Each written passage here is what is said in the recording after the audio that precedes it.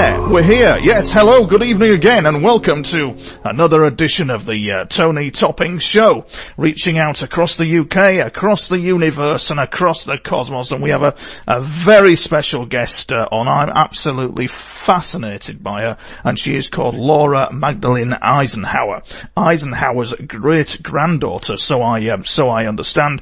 Across YouTube, she's given speeches, she's trying to understand the bigger picture. She's been slated by people left, right and centre. I don't agree with that. I just find her absolutely fascinating. And she's going to discuss with us, my head's spinning, I've no idea about all this ascension timelines, time travel to Mars, people who are being handled by dark forces, majestic. I think we're going to cover the whole lot within an hour. We're going to do a blast with Laura, I think is what we're going to do. Laura, good evening.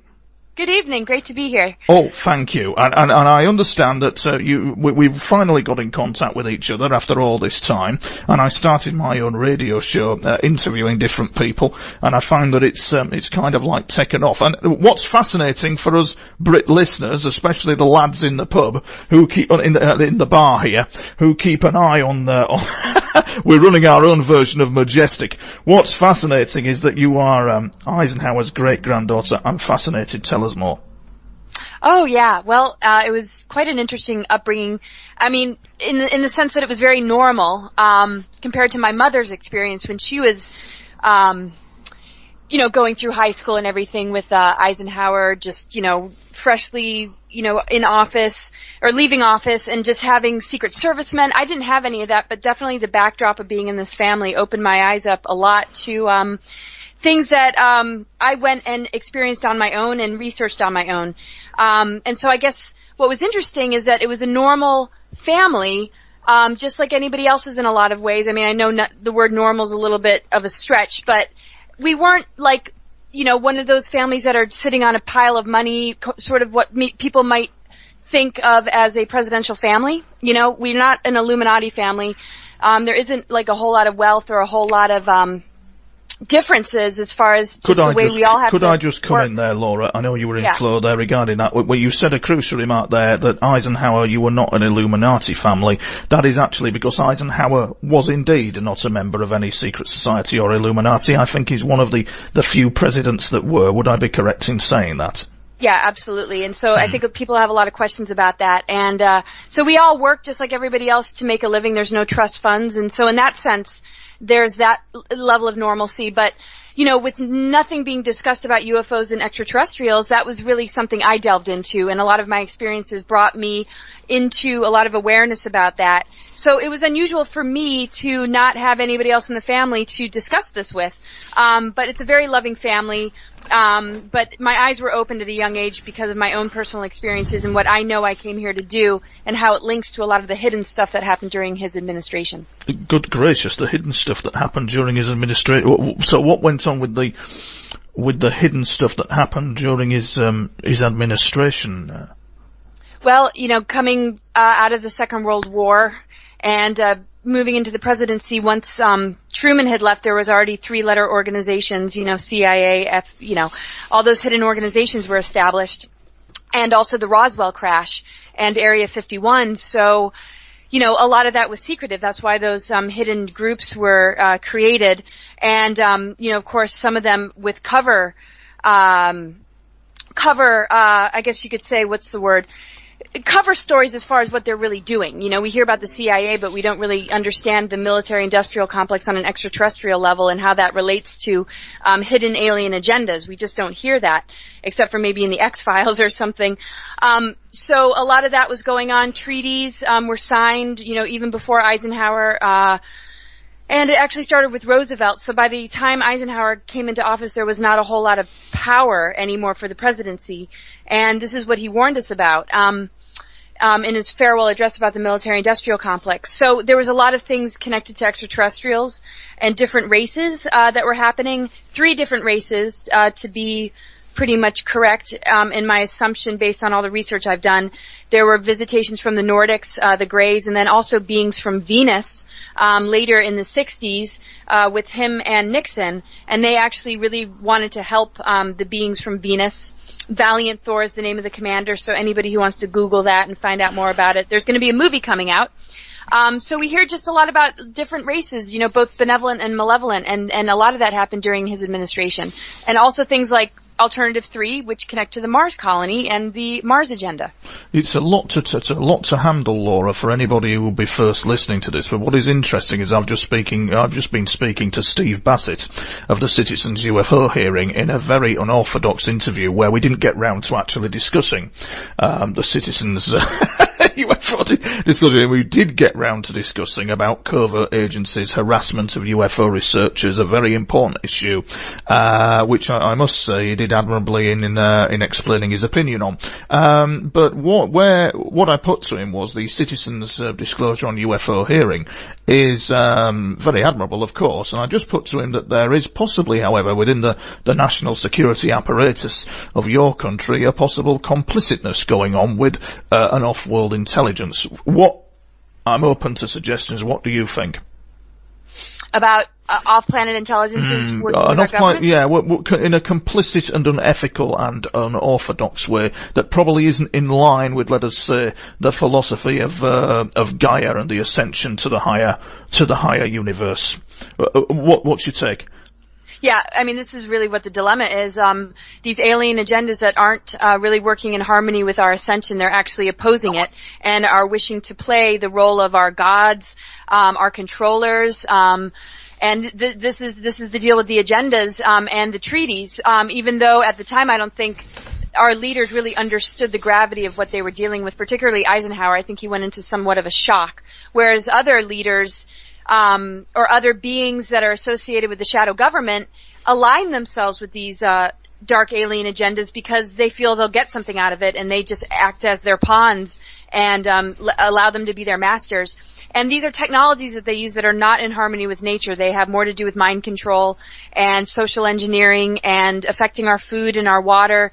I mean, it connects to the chemtrails and geoengineering and the transhumanism agendas, which will really pull us into the technological world in a way we do not want. So how does the, particularly on chemtrails, how does the alien agenda rear its head in that little area of nastiness then? Well, it seems to all be connected. The technology exchanges that have to do with mind control, weather control, anything that has to do with control is definitely a malevolent agenda because the ascension has nothing to do with control. It has to do with expansion and stepping into our spiritual abilities because really we're the most advanced technology, and they're plugging us way into a machine that isn't utilizing technology in harmony with nature. Like the higher technologies of sound, frequency, and vibration, it's more just about, an elitist group playing with the controls of everything, and it's not natural, and it's what we don't want at all. and of course, your relative, President Eisenhower, came across then this elitist group. Am I right in saying, is that? Yeah, I mean, he was right smack bang in the middle of it without really realizing, what he was dealing with because, there's compartmentalism. The president is only told so much. There's a hidden government underneath it all, and they're barely really briefed about that. And because he dealt with some of the extraterrestrial presence, he was discovering more and more about, his allies and his colleagues that were all about assisting them in their agenda. And I know it shocked him. He had 8 heart attacks, and I guess 3 or 4 of them were after he was president. But he was dealing with, people dying if they were to expose these sort of truths. He's wanted to expose certain truths that he was shut down in doing. They shut down everything that connected to the beings from Venus and their assistance, but the beings from Venus ended up still staying on Earth. And I know that sounds very far-fetched for people that can't even get to the first part of it, which is handling the fact that there are extraterrestrials, but we have to recognize, we are multidimensional beings. The thing with that is we get to the bit where we get to the president having the heart attacks and all that kind of thing, and then you make the remark regarding Venus. Now people would switch off from that and go, bullshit. Tell us why, Laura, these beings come from Venus. I think I know where you're coming from. Just to explain a bit more on that. Okay, well, we have to first of all open our minds a little bit. We are a planet surrounded by other celestial bodies, and we are in a multidimensional cosmos, and we can just look in the sky and look to nature and just be wowed by all the creatures that we see and all the beauty and all the uniqueness. We have to open ourselves up to the fact that there is more. I mean, why would sci-fi movies have so much to work with if there wasn't some basis in reality? And we're in 2013 right now, and we have to at least, accept the fact there's extraterrestrial life, or we'll never understand why they're here and what their intentions are. As far as the beings from Venus, people need to look at, some material online. There's a person called Frank Stranges who wrote a book about it. My friend Craig Campobasso, who's a producer in Hollywood, is coming out with a movie. He's had contact with these beings. The evidence is pretty vast. Sorry, who's had contact with the beings, Laura, from Venus? A person that's alive and that people can have contact with is the producer of the movie Stranger at the Pentagon, which is the story of the beings from Venus. Right. Yeah, so this is all coming out. This is why it's good to prepare people. I'm not just throwing it out for people to chew on and be confused by it. There's going to be a lot coming out into the mainstream about it. And his name is Craig Campobasso. That's camp like summer camp, Campobasso. And he's written a book about some higher beings, extraterrestrials, and he personally has had contact with the beings that I'm talking about that were around during Eisenhower's administration.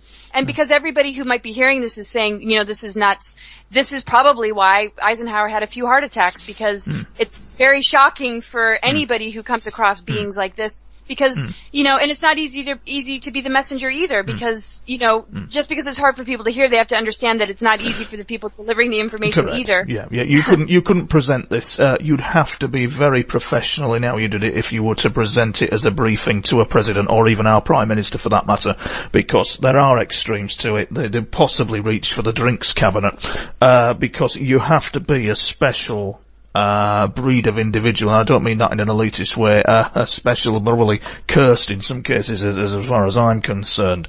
And so sounds like a good film. And of course, with all this going on, Eisenhower met the aliens, and there's a recent thing to do with, so I'm told, and there was a recent thing to do with a recent CIA whistleblower who said that Eisenhower wanted to invade Area 51. Is that, do you know? Yeah, I do. I was going to go and be a part of that interview, so I know all about it. And so this is what we're dealing with. Right. And we're dealing with both positive and negative races. And so the invasion of Area 51, I don't think happened because, another group of beings ended up showing up, and maybe they halted it because they wanted to assist. I mean, I don't have those kind of answers, but just based on what you just said, I saw that video. I was going to be a part of that, and hopefully there's more information to come as to why the invasion didn't happen. I need to get the years to line it up with the rest of the information that I have. And, what I recommend to people is, have an open mind, but don't create fixed beliefs until you're sure about any of it. But the thing is, there are black projects going on at Area 51, and it really worried and scared the president, which is what he said. But later on, here we are dealing with some benevolent forces, from Venus. And of course we look at Venus and we look at Mars and we say, how can any being live on there? It's hostile environments. But there's underground, dwellings, they come and go from within. The planets are hollow. Yeah, well indeed so, Laura. And I think what we have also got to realise as well, from the point of view of the gentleman who's planning the PayPal guy who's wanting to colonise Mars, and I heard rumours about a big Bilderberg-style UFO summit of researchers, and they want to colonise Mars. I think that they would probably be in for a very rude awakening going to another planet like Mars, and would probably indeed discover that strange things happen, in terms of time displacement, awareness, and the fact that, yes, there is the possibility that the place could actually be occupied. Well, they should know some of this already. The elitists seem to know a lot. They use these technologies. It depends where you are, though, and who you are. Because, like I said, compartmentalism, a lot of people, feel that they're serving humanity and our country when they work for, some of these groups, and later realize that they had evil intent. Like Phil Schneider, who spoke out, he thought he was doing good, and when he discovered what he was doing and he was helping to build underground bases, or to make that possible for malevolent races, he spoke out and then he was killed. So It's not the easiest thing. A lot of people don't really recognize, what's happening, but like I said, it depends who you are and where you are. But a lot of them, utilize this technology, and they have time travel teleportation technology, and they do know that there's other races there. Mars was occupied way back when, thousands and thousands of years ago, and Maldek was also a planet which exploded and became the asteroid belt, and it wiped out all the life on Mars. And that's probably part of the reason why they want to recolonize it. That is in the, now correct me if I'm wrong, just for the listeners, that actually what you've come out with is an actual factual, thing, isn't it, Laura? From the ancient book of something to do with the Elohim or the Anunnaki, I've forgotten the name of it, but it is written, in ancient Babylonian text, yes, no? Mm-hmm. Precisely what you said. Mm-hmm. Where the planet, that's very interesting indeed. And of course, as you've been involved in this, for a number of years. I'm interested to know what you think the current, situation is with the current president as compared to Eisenhower. Well, Eisenhower, a lot of people say, Eisenhower and Kennedy were the last real presidents. Everything pretty much got taken over, during that time, and when Eisenhower briefed, Kennedy on the UFO issue, and he wanted to come clean about some of the stuff, that was it for him. And that's sort of where the presidency became a CIA project, and presidents were beginning to be groomed to be in that position in a way that I don't think was the case when Eisenhower and Kennedy were president. Kennedy was a part of the Illuminati family, but he wasn't like them. He was definitely his own person. Eisenhower wasn't Illuminati, but, other presidents before him perhaps. But now what we're seeing is, groomed presidents that are, picked and, they're worked with via the use of technology. And Andrew Bashago, my colleague, actually says that Obama, who formerly was named Barry Soetoro, was in his Mars training program, and says that Obama actually teleported to Mars as well. I know that's hard for people to grasp. Hard to understand. Let's just clarify for the listeners what you're saying and who Andrew is. Basically, you've just come out with a remark that the US President, Obama, travelled back to Mars. Is that correct, what you're saying?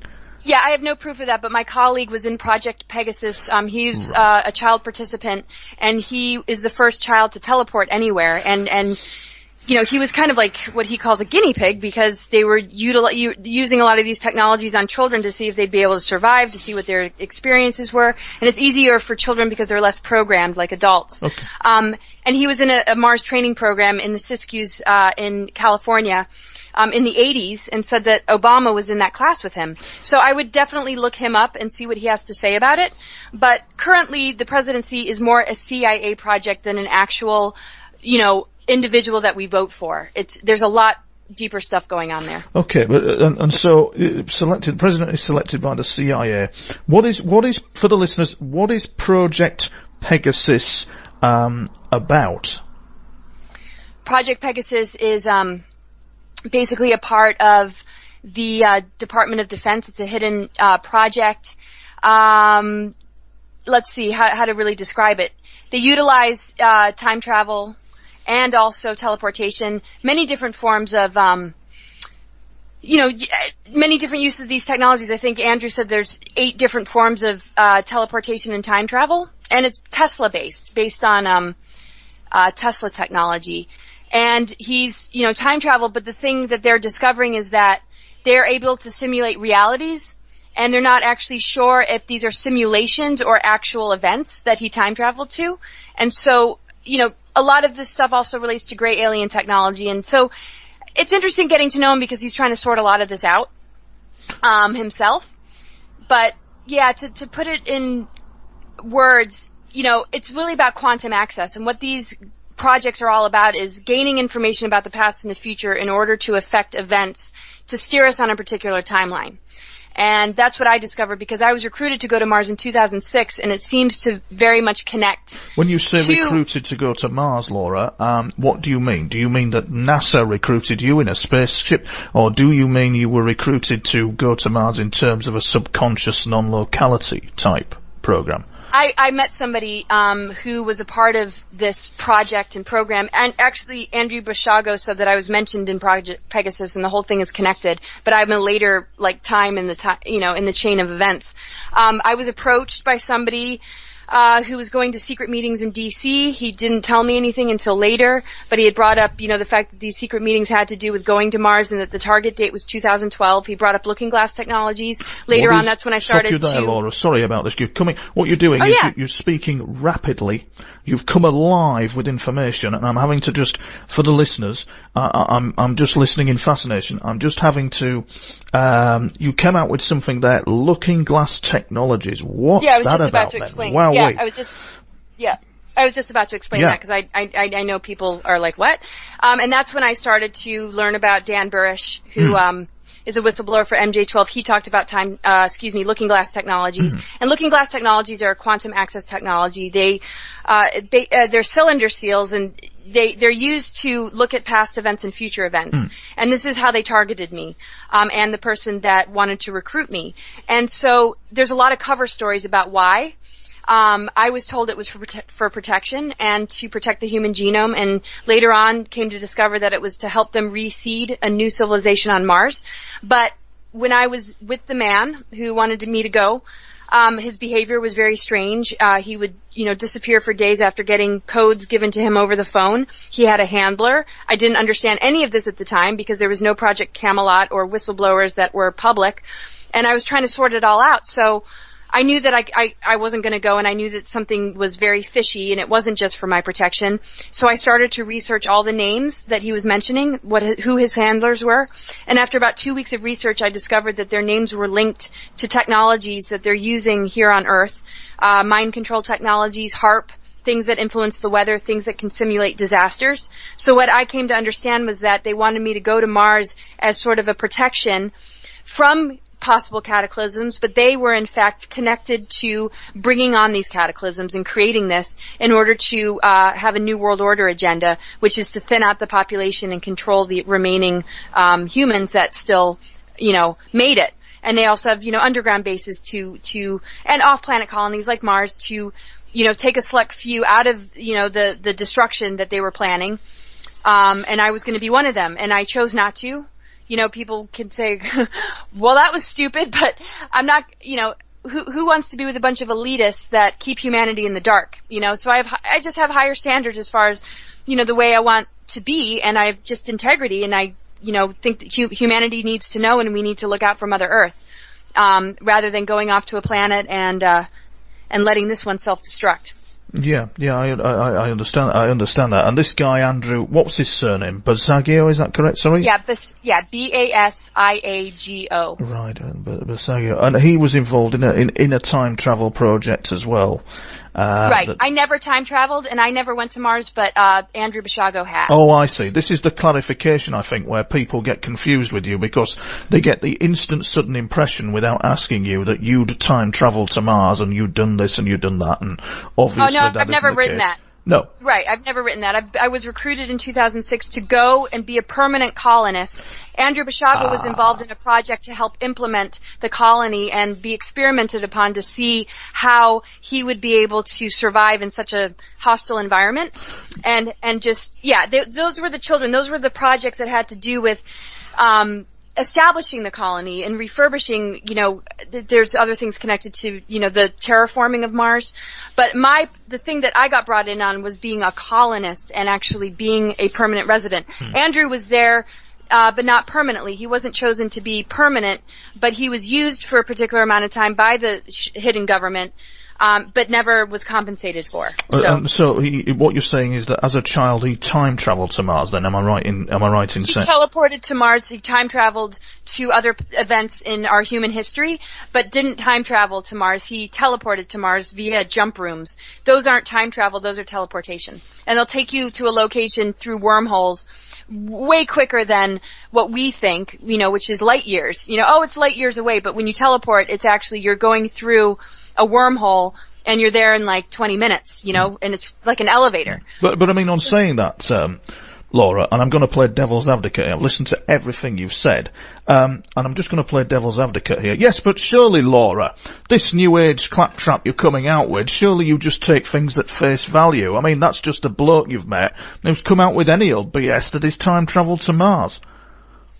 Yeah, well, I'm a major skeptic to everything I share and everybody I'm around. I'm not one to just, I've been doing this since I was 6 years old. I've been on this path. I've known Andrew for 2 years. I've done events with him. I spent, days with him in Hawaii. I've had numerous conversations. And so when you have an open mind, but you don't have fixed beliefs, and you give a person the benefit of the doubt, and you're also very skeptical, then you have a good head about your shoulders, and you're in your intuition. I believe that what he is saying is sincere, and he believes in what he's saying, but I have no actual real proof to say 100% that I'm positive about all that he's been through.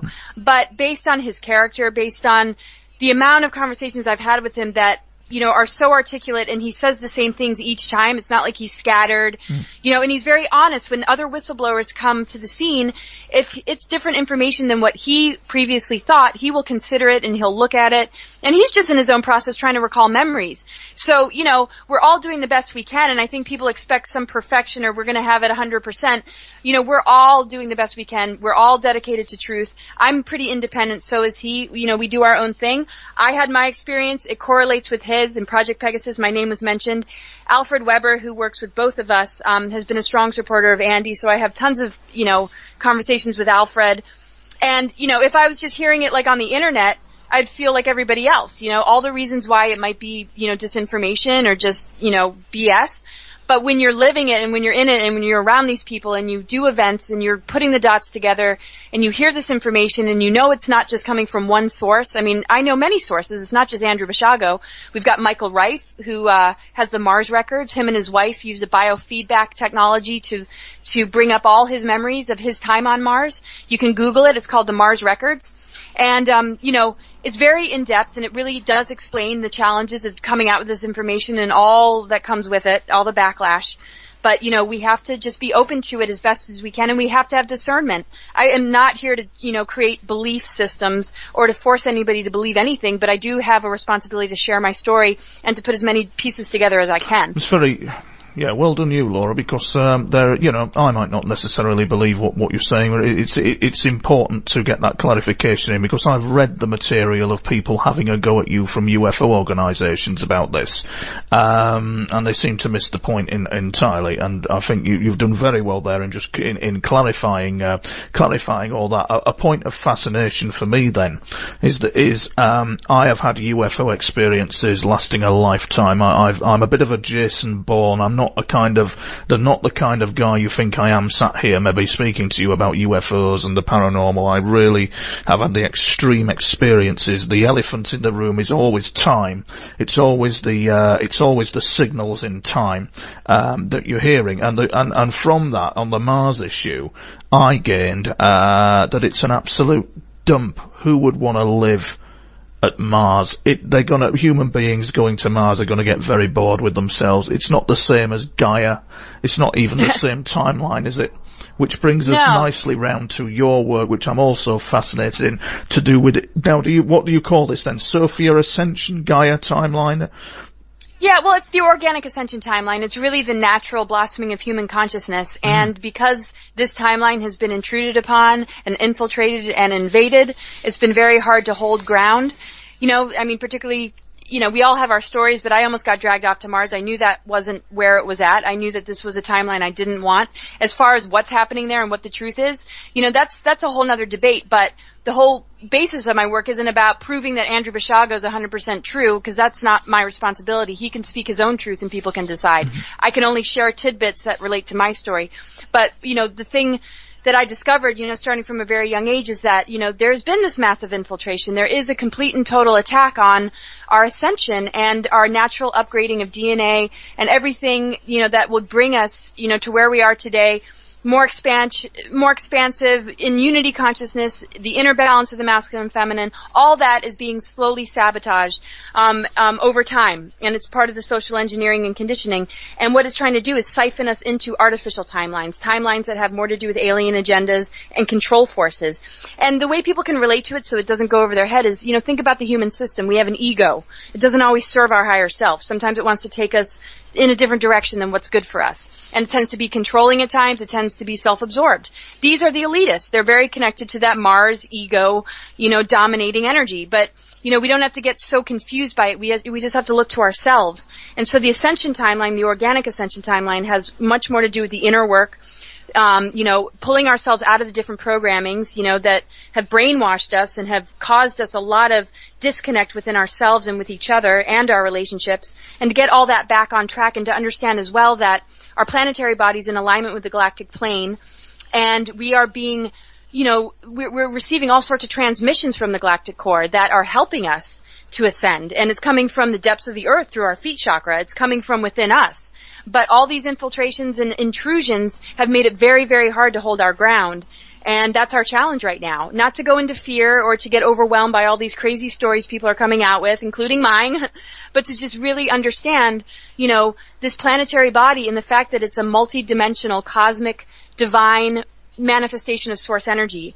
And my presentations are all about that, how that came to be the case. It's different than any other planet in the cosmos, and there's reasons for this. And that's really what I get into. And so this is an amazing time, but at the same time, the forces that wish to enslave us are working real hard to prevent our ascension.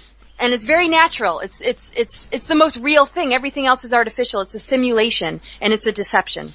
It is, and you've come out with in such a short space of time there, you've come out with a lot of stuff. We have forgotten who we are. Some of us have been lucky enough to be given the gift, the gift, to be educated, shall we say, by these other intelligences about the awareness of who we were, what we were, and how we were linked to the cosmos. And this, of course, is generating all kinds of problems. Interestingly enough, Laura, you're talking sense. What you're talking is actual sense for those of us who have been there. We have switched off from ourselves. Do you think that your country, America, is perhaps the only country on earth that can handle this situation to reach an ascension with humanity? Do you think that despite all the chaos and violence that we see within America, that it is actually a spiritually awakened nation? I think it's getting there because it's getting so obvious that we're being so robbed of our rights. I mean, there was a big Monsanto protest and it wasn't covered at all on the news. It's so obvious that we're being lied to. I mean, they can't fool us anymore, and people are really, really waking up. I mean, a lot of the disasters that have happened, a lot of the bombings that have happened, there's too many loopholes, there's too much that doesn't make sense, and particularly after 9/11, I think a lot of people really started to wake up because, of course, Building 7 fell in demolition style without even being struck by a plane. So, they can call all these conspiracy theorists. I don't consider myself even a conspiracy theorist. To me, it's like a reality. But when you look at the facts, I mean, it's crazy not to notice that some things just don't line up. Yeah. And so I think, that word is spread and people are looking in the sky, they're seeing chemtrails, and, it's just the numbers are growing. They really, really are. And I think deep down, we all are spiritual beings, and it's just crying out to come to the surface, and everything else, is just expiring. It's like enough already. People are getting really sick of the facade, of the media, of all the lies and all the, distortions that are just very superficial, and, they're just trying to addict us, to this very false world, and people are getting deeper. They recognize that there's a lot more to them than that. Yeah, it is. I think yes, you're absolutely correct, and there is an exile of the divine feminine energies within, which is interesting to note when you look at your interviews on YouTube, Laura. The many men the many guys, not females, but men who are having a go at you. And it's interesting to note, I think, that is maybe would you not agree that that's maybe a mirror of what is going on at some level? Yeah, absolutely. Men are resisting it. They're not raised. I mean, the conditioning in our society is not to see, women or their own inner feminine in the essence of, intuition, nurturing, birthing new realities, the cosmic feminine, the earth the Mother Earth. I mean, we have to kind of get out of these gender stereotypes and recognize what the masculine and feminine, is on a more organic level. And they're so conditioned to shut it down, to not respect it, to not want to listen to wisdom that women have. It's all about control, dominance, ego, and objectifying women. I mean, I could go on, and I know everybody already knows this already, but, there's so much more to the story. And, so I think I'm just getting shut down because there's a major resistance, because if people were to embrace it, then they'd be waking it up within themselves, because men have the divine feminine within them, and they have an absolute, refusal at times to look at that part of themselves that would balance, that ego and help them to discover the divine masculine. And we're not taught those things. And every other form of behavior that's not honoring of this is rewarded in our society. And so I think it's just a reaction, and soon it'll dissipate, but maybe not for some, and that's really their problem. So I don't really let it get to me. I just let it remind me, okay, well, that's where a lot of people are still at. That's just great. Like all the part, just have fun with it, because it's not really going to get you anywhere. Have you been on the receiving end of the mainstream media, in all your work? Have you been, have you been ridiculed by the mainstream media, and has that happened to you then? No, not really. I mean, I went on the Russell Brand show, and right. It was, a comedy show, and it was, I was sort of laughed at, but it was no big deal. I did a conference soon afterwards, and a bunch of people that had seen me on the show went to the conference just to see me. I had, 300 new people on Facebook, and, I don't have time to even be too concerned about it, but I was on a panel, Project Camelot, Awaken Aware panel, with 11 men. I was the only woman besides Carrie Cassidy. And, I just thought that was a great position to be in, because here, very renowned, physicists and ufologists and producers and filmmakers and authors. And, they're all men, and they all have a lot to say about what's happening on the earth right now. We had Jordan Maxwell, Richard Hoagland, the list goes on, George Green, even, Preston Nichols, who was involved with the Montauk Project, was on the panel. And, so I was able to speak, and I got, huge applauses, and, people really resonated with what I had to share. And so, even in the case of however the male energy is, or how much, media stuff after being on the Russell Brand show, I feel, that I get more positive feedback that hits my attention more so than the negative. I definitely feel, supported, but I expect a lot of backlash. So it makes me stronger, because if I didn't own my inner truth, then it might shake my foundation and frustrate me or deeply upset me. But, it strengthens me, because it reinforces how much this is, true to me, and there's no shaking it. No matter how much insult gets thrown at me, it just completely and totally reminds me of how strong I am and what I'm doing. So it doesn't really bother me. It used to a little bit, but. What is interesting, Laura, about your work is the fact that you come out with a lot of terms and in information. I've been looking at your work, and I'm interested to know something I'm going to lead into another question.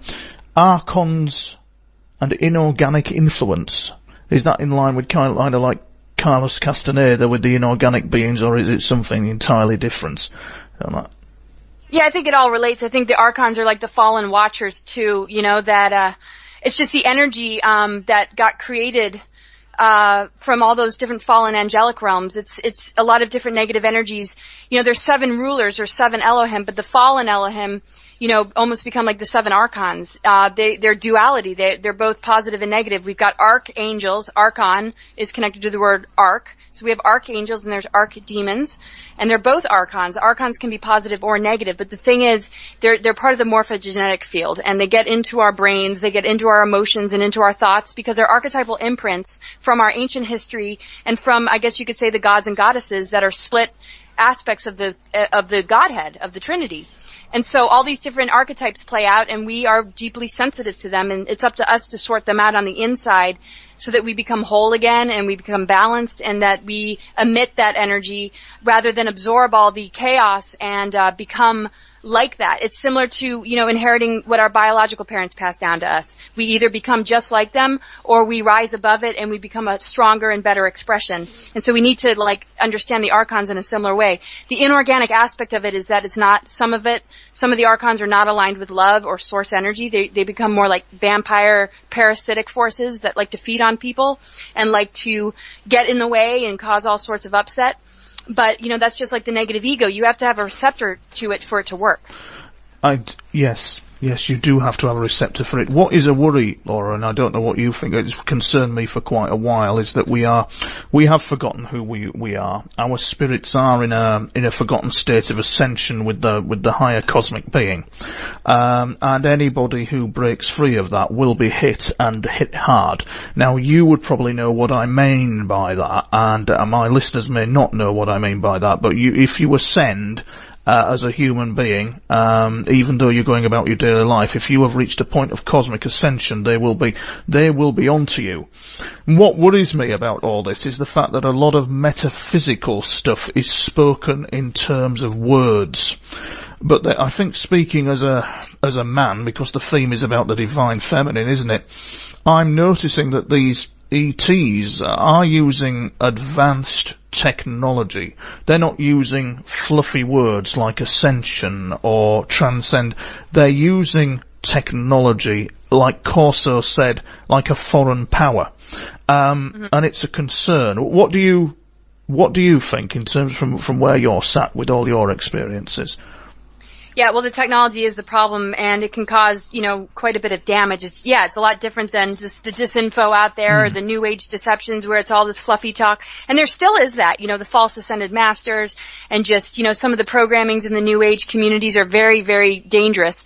But now, the technology aspect, makes it that much more difficult. And the thing is, technology mimics our natural abilities, and it uses it against us. They are turning free energy into a weapon. They're doing that with the earth energies. They're doing it with our own energy and the power that we give to them when we buy into the system, when we still are voting for a president and we're still, listening to the news and eating it up like it's real. We are giving them our energy to fuel these technologies, because a lot of these technologies are built on free energy, like HARP. It's sucking the prana from the earth. Chemtrails, work with the chi of the environment. I mean, they use natural means and our own energy. So we have to call that back to us, number one. And when we do hit that attack, I've been dealing with targeting and attacks since I was small, and have gotten on the other side of it. Now I'm not so attacked anymore, but more just, on a massive scale with everybody else, the chemtrail assaults and this and that. I'm not so personally attacked and assaulted like I used to be, because I eventually got my frequency high enough to not be the effect of it. And it took a lot.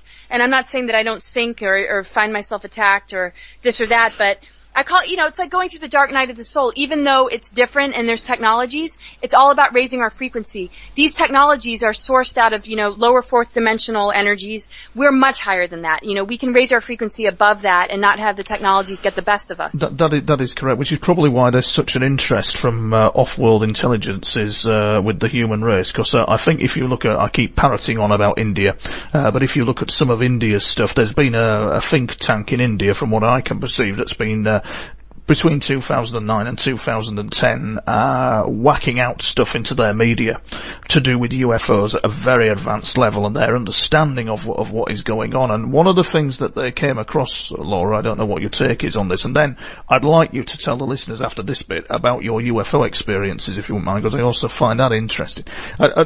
As a matter, so where were we? India, yeah.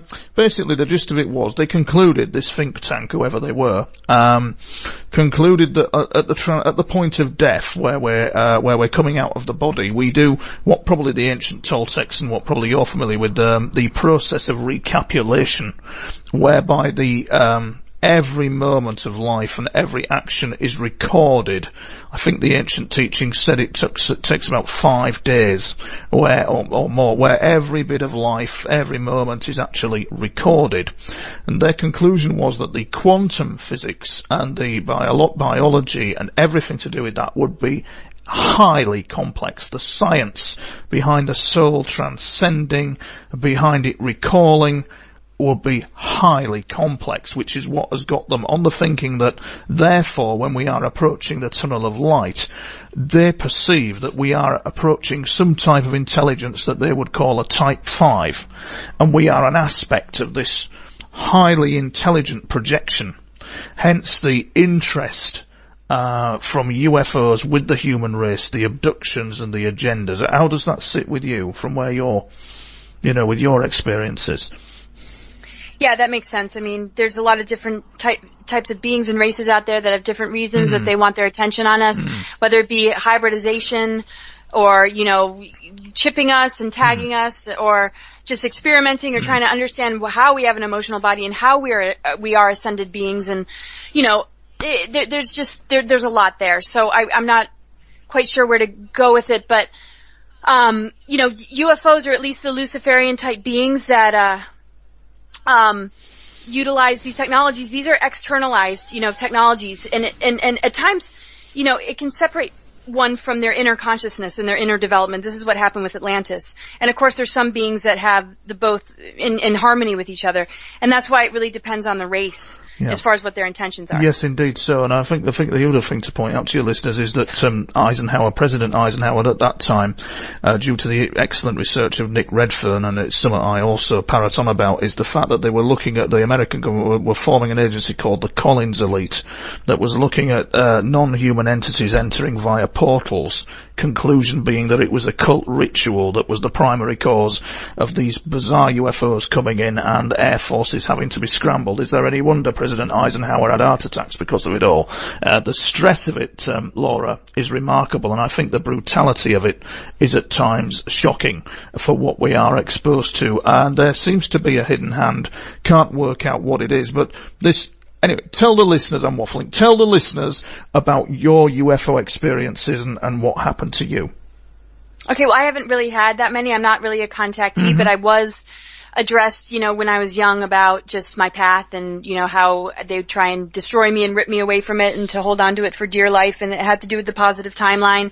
And I looked through a viewfinder at it, and they, and it was, beautiful. And they said, you can assist in manifesting this, just don't, just be cautious. And I don't even remember really, but I know there was a period of time where I was being prepared before I was 12 to just handle this path.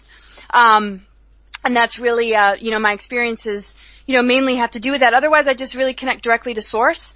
I just, I did some energy work where I was on ships and I saw some of their technologies and, them taking prints of our chakras and our energy and our auras and actually using it as a weapon against us so that they can, really pinpoint where our weaknesses are on an individual level. But this was just what I saw because I was clearing some energies of other people that were being, attacked or targeted. But, but there's something about the last thing you said I found, really interesting. But yeah, I haven't had that many experiences, but I plan to because I've just sort of been waiting for the beings from Venus. A lot of my path has to do with Venus and the Venus transits and what the Mayans understood. And I'm just really selective, and I think I filter a lot out. I don't channel. I want to go directly to source. I don't have a lot of trust right now for a lot of races, but I know that there's a lot of intervention and a lot of benevolent forces. I'm just kind of waiting, before I open myself up fully to that, and am just more interested in just focusing on the Trinity and the inner divine blueprint. And whatever races care to assist me on a benevolent level, great, but I think I'm just doing fine just on my own right now. What is the Trinity, Laura, as a matter of interest? Well, it's, it's the Father, Son, Holy Spirit, I guess you could say. It's the Mother, Father, magical child. It's the Mother, Father, Christ energy. But it's called different things, like Ashiana Jan would call it Akasha, and it's connected to sound, right. Light, and the womb, the mother womb, and it's really the Godhead, it's the Trinity. And anybody, so I'm interrupting, carry on, my love, go on. I was just going to say, so when we're in unity, when the masculine and feminine within us are in unity, it births this magical child, which is regenerative, and it's a miracle vibration. When we're in separation, when those forces are separate, that's when the Luciferian satanic energies start to come forward. And that's what happened in creation. There was free will, and the mother and father split, and there's stories about why that all happened and how that happened, and that's where this dark satanic energy was birthed from. It was birthed from darkness. It was birthed from separation. And so when we're separate, which is what they want, they want to conquer and divide. We manifest more demonic energies because we're not in balance, and they feed on that. And we, become a part of this whole just mess that we're in. So that's why sacred union and unity is so important, because it births and it creates this regenerative flow. It connects us with nature. It connects us with miracles. And so there's many benevolent races that, are from other universes here to assist us. But right now I think it's a time of discernment, but there's some great channelers that have, contacted the best. And so I'm just aligning with that, and just I go to my heart, and my intuition more than anything. You sound like, Laura, you do sound when I'm speaking to you, and a lot of people have commented on this. I'm interested in your thoughts. You sound like you're under anxiety, or you're under stress, or you speak very fast. You don't seem relaxed when you speak. Is it stress, or is it just you, or is it an example of what we, cause I'm a stress head, of what we have to put up with? I'm not saying you are. Is it an example perhaps of what goes on behind the scenes, do you think, or is... Well, I don't know. I mean, I've not been grounded. I was out of my body for about 20 years. It's taken me, a lot of years to get into my physical body. I talk fast. I'm just in this other vibration. I don't really do well in this density, in this physical world, but I'm not stressed. Good. No, I'm not stressed. I talk fast. Some people, information comes through me really, really, really quick. I try and slow down. There's a lot of urgency in my nervous system, and, I'm tired, Right, so. Right. No, I get it. I get that. You see, I've read stuff about you here, there, and everywhere. It's just been, I just wanted to hear it from the horse's mouth, I think you've come out with some amazing clarification points, and, I wanted to focus really on, your experiences and all that kind of thing. Time and timelines, are the issue, are the elephant in the room, and as I say, just rounding off, because we're coming up to the end of the show, I know that I've been speaking to the guy who has been labelled a fraud. I've seen all that information about him, except it's when you listen to him and he starts coming out with stuff to do with timelines and, and he's involved in Dan Burris, isn't it, who we're talking about? And, he's been dealing with, he came out with some interesting remarks regarding a J-Rod, and the reports of people seeing praying mantis aliens is in fact a diseased alien that's got kind of like a form of muscle osteoporosis that causes it to lean and give it a praying mantis type look, which I thought was unbelievable. I've been speaking to him, and he says, I'm open, but I do have an element of doubt. He's saying that Majestic, the organisation, is undergoing a big legal hoo-ha at the moment because in its first history in 65 years they're wanting to go public with the media at some level about what they are and who they do.